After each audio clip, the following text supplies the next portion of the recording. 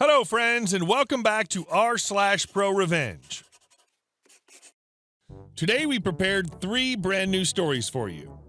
Before we begin, don't forget to subscribe to our channel if you're new here and turn on notifications so you don't miss a new video every single day. Here we go. You want to use our Netflix?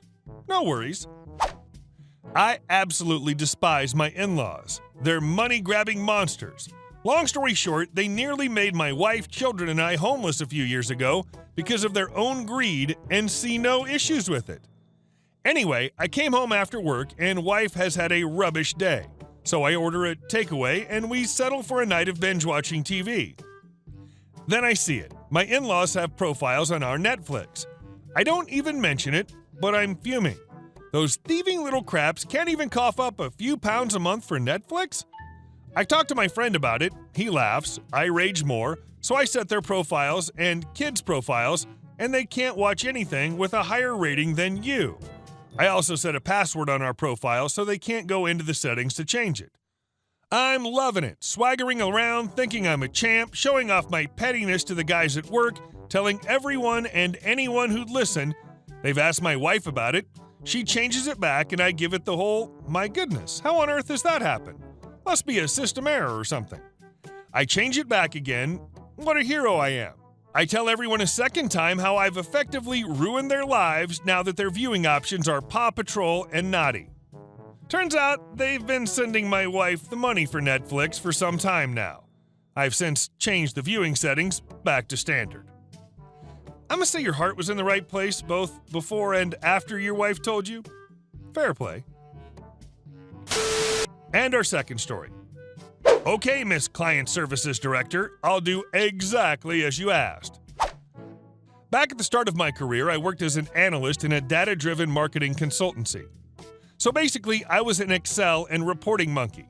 It wasn't glamorous, but I just finished a CS degree and ended up hating the idea of being a full-time dev, so it was something which enabled me to use my degree while I figured out what I wanted to do. Spoiler, inevitably I ended up becoming a consultant.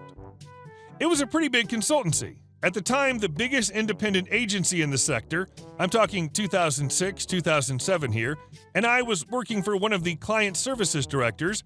There were 3 of them across 3 verticals: finance, law, etc. This one was responsible for the biggest vertical. She was world-renowned across the whole place as being an idiot. She would micromanage when she didn't understand what you were doing, pick your work apart when nothing was wrong, and ask for really stupid changes just for the sake of looking like she was doing something. We often doctored a version for her and sent the previous ones to the client because her changes were so effing stupid she never noticed.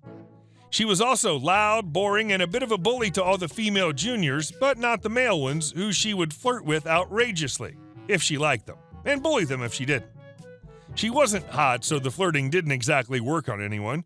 Essentially, a female pointy-haired boss tolerated by middle management due to her client relationships and loathed by the juniors.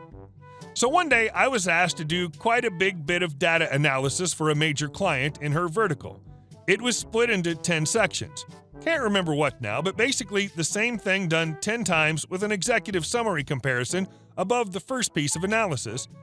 Unlike most assignments, I had enough info, enough data, and enough time to do a really good job on it, which was good because they were one of the biggest clients coming up to a contract renewal with a proposal for an increased budget, so I knew my team lead, department manager, and the head of ops was watching on this one.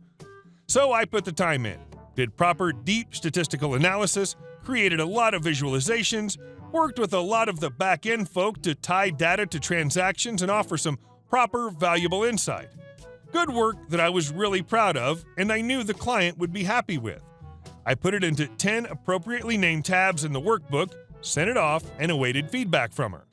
Which is why I started crapping myself after I sent it off review when I got a massive PO'd email back to me, the head of ops, the other CSDs, my team lead, other team leads, my department head, and the MD of the branch saying that I'd only done the very first piece of the work, where the F was all the rest of the data I was supposed to be presenting to the client.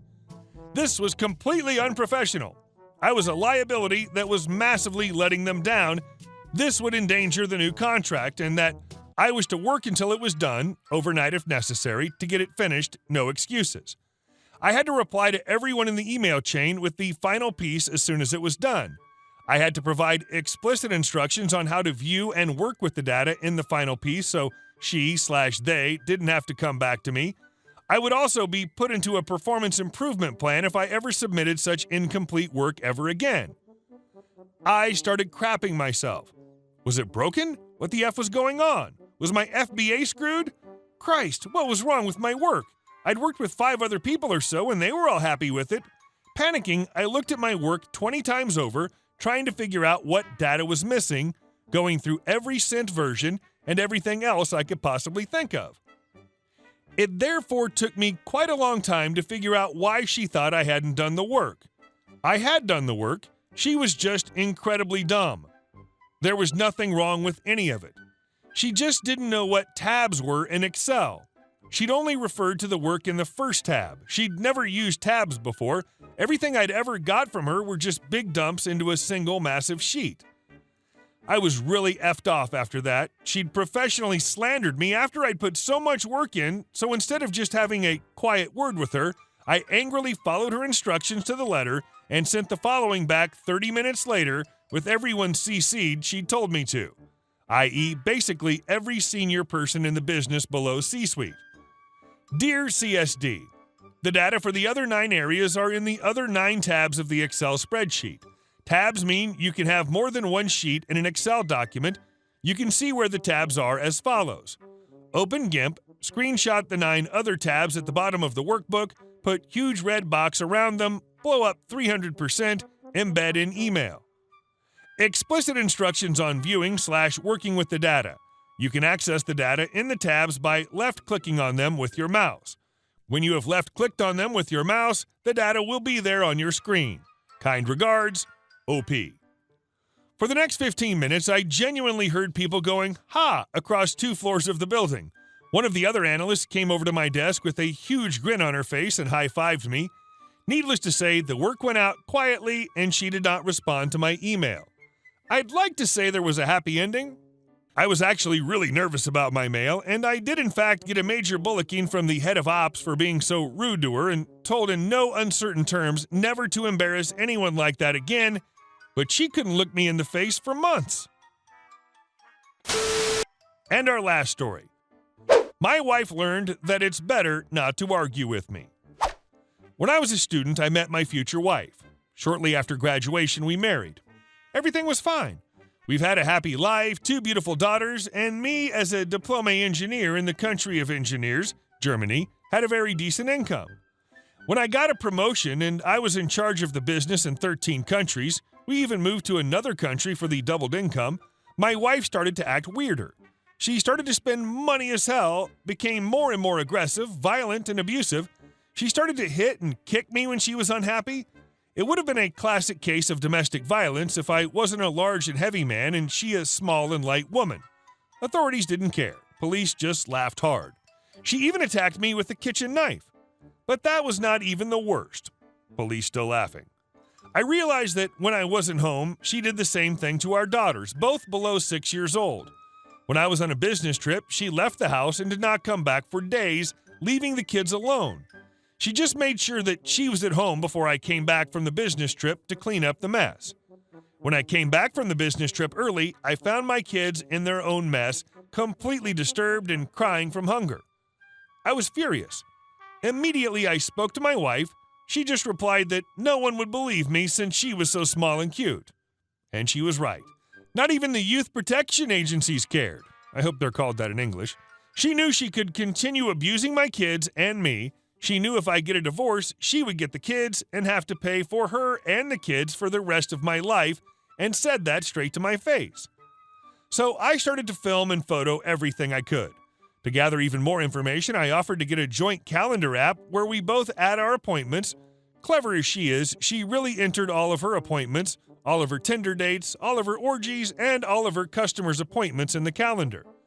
I played the role of a faithful, submissive husband who's too stupid to realize what's going on.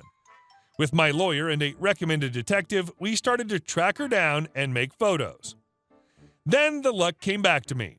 Her father was sick, so my wife went to visit him. She was not from Europe.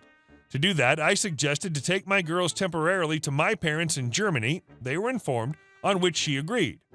Together with another lawyer, we set up some documents necessary to sign up the children in school, but with some subtle changes she did not notice. She and I signed it immediately, giving up all custody of the girls to my parents. In addition, we gathered enough information at the time to go to court. We pressed charges on child abuse, child neglect, child endangerment. Some of the orgies happened in our house while the kids were watching TV, domestic violence. My wife came back and thought she was smart and defended herself instead of getting a lawyer herself. She did not realize what tsunami rolled towards her. When she realized, we offered to drop all charges when she signs a contract on our condition. I get the children. I do not owe her anything. She is not allowed to see the children unattended.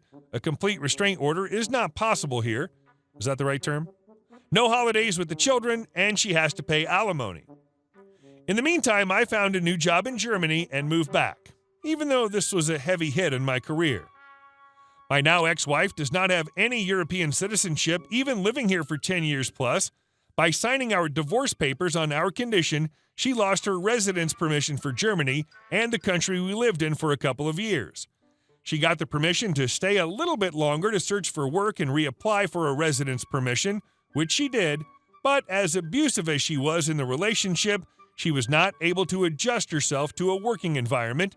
She got fired multiple times until the authorities lost their patience and canceled her welfare status. Now she has to pay alimonies, is about to lose her residence permission for Europe, and is burned for any regular job. Update. My ex tried to make my life harder and called the Youth Protection Service. She claimed the kids were malnutritioned and unhealthy. The agency came immediately to check my house. They found fresh fruits, vegetables, a clean house, and 2 happy kids. Very proud of their new rooms, which they wanted to share with everyone. My lawyer cried and told me that this was the best support my ex could give to the kids. Hey guys, thank you all for watching the video. I'll see you in the next one.